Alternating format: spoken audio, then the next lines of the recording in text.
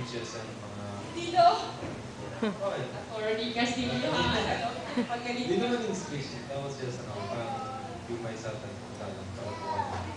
well, anyways, sa get-together na to, sobrang surprise ako na parang bakit may ganito, bakit may ganyan. And first time ko din nakita yung mga videos. And actually, I want a copy, I want to see it. Kasi hindi naman masyado clear dito. Okay, oh, really? Well, anyways, yeah, kaya after the Easter, sa Your Song, hindi ko naman din alam what's next for me kasi na wala naman. And,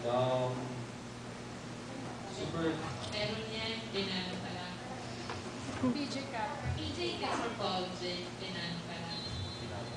Plano. Pinano pa lang. Well, I don't know what's after this naman pala. I'm just waiting, you know. And, yeah nga. Kaya sa totoo, ayaw pa niya sumagap ng projects kasi nagpapasexy pa. Hindi naman.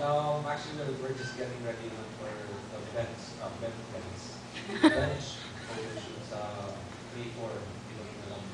Well, yeah, that's the only thing that I have as of now. And, yun. Super thankful ako sa band na sa mga na-organize ito and the photo guys. Wala naman yan.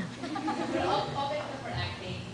Well, it's starting to be fun naman after sa Your Song. And yun, because of them, sa mga housemates, super naging at-home ako sa acting. And I'm actually more scared of the next project.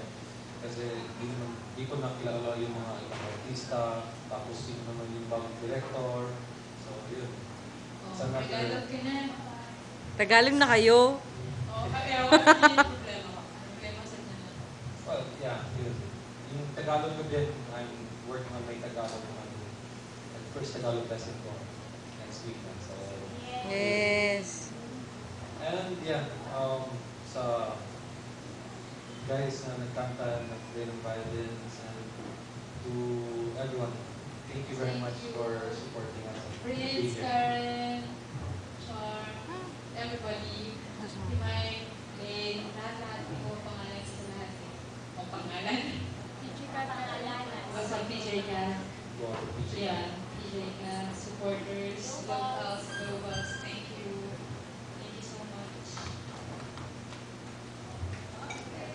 Thank you guys. Sorry ka, na-late ka. Oh, sorry, nalate ako. Sabi ng kati kasi 1 o'clock. So, Sinabi ko ba? hindi ba yun? Masalamat ka, yun. Thank you. Thank you very much, guys. May ganon. Thank you so much.